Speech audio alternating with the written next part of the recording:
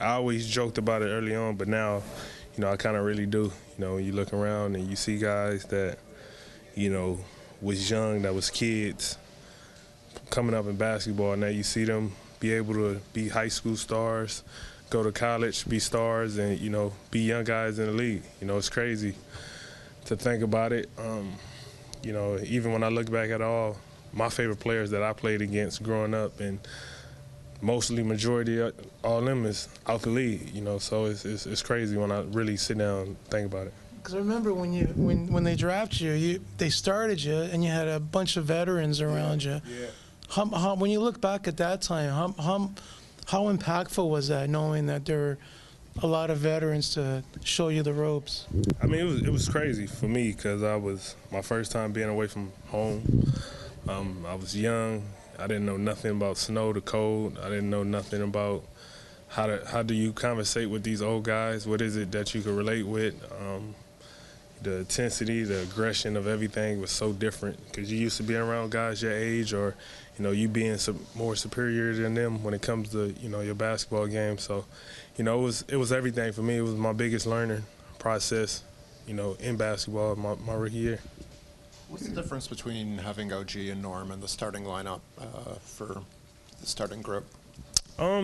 Norm able to do so much, and it becomes limited sometimes when he out there with me and Cal. Give OG the chance to fill himself out and understand his role and things he's able to do. I'm not saying there's nothing that Norm can't do, but Norm is a lot more seasoned in understanding what to do. He been in the biggest moments of playing, and he could bring that to a group that may need it, and it's been fitting in well perfectly with the second group. So it's just some OG, some he's understanding, filling it out, understanding his role and growing into that as well. So I guess OG is not what Frank was talking about. OG is sort of like you now, playing with 4 vets in the starting lineup. Yeah.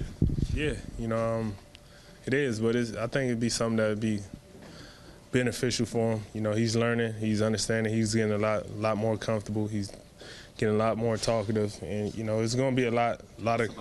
Yeah. Like last few days, I heard him say the most words I heard him say, since he been here. But wow, it says a lot. I mean, I look back at me, I was quiet too. I didn't say much when I was a kid and everything, but it's good to see him growing out of that, and then you look at it from the standpoint of later down the season how you're going to be next year, 5 years from now, and everything, and that's the beauty of it. Does having him out there take defensive pressure off you guys? For sure, he's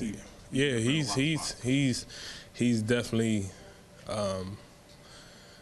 tremendous at the things and the capabilities that he have that I don't even think he realized he's able to do now. We call him a more athletic PJ Tucker. When you think about it, and how big, strong he is, and the way he battled, he got quick hands, everything. It reminds me a lot of a PJ, and for him to be young and have the knack that he has now, is definitely big. I don't think people realize how thick he is, and how rookies are supposed to be skinny young kids. No, he's. I remember we was playing in training camp, and he hit me, and it felt like I was battling with a grown man, and just to see that, his physical form and everything, it's just not a look. He carries it around as well. How good can he be, do you think? I think he can be as good as he want to be, and you can see it, some things, I try to tell him here and there, but, understand, don't never take these opportunities for granted, learn and accept the good, the bad, everything with it, because it's going to play out in the long run for your development. It's the same thing I went through, and, it's great that he's able to do it, in a winning situation, in a winning environment. He's coming off a knee injury, DeMar. Do you see moments where you can see that explosion? Yeah, he just was in there. They was just in there throwing lobs to him, and it was incredible how easy he do it. I don't think he understands how easy he could do it, but once he grasps and understands his capabilities, it's gonna be crazy. You saw the way he came back, or the way he first started in his first games back from that injury. He came back quicker than like we all thought. Does that just show his personality? Like he's just kind of fearless out there. There was never any hesitation toward driving or dunking or any of those. Yeah, it's nothing. Only hesitation he has is to talking. You know, so and it shows. So.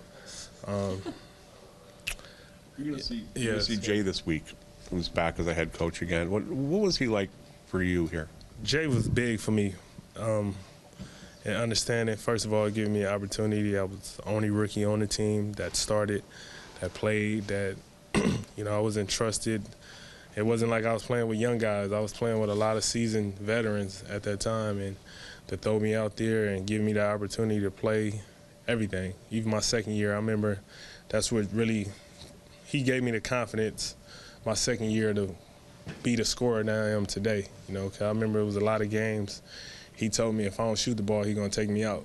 And that gave me a confidence. Being 20, 21 years old, to hear your head coach tell you that, it gave me everything. So. And letting kids play through mistakes is a mark of a coach with development in mind. Yeah, and he always did that. He never held me back. He never told me not to do something. He told me, even if you fail, continue just to keep going at it, and that was big for me.